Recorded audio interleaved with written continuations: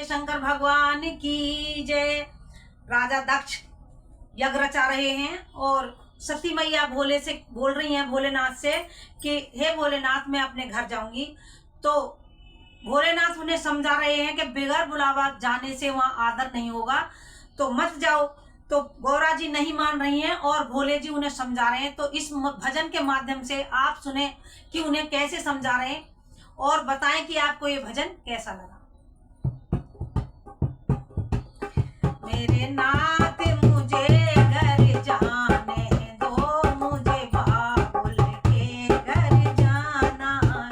मेरे नाथ मुझे अब जाने दो, मुझे बाबुल के घर जाना है।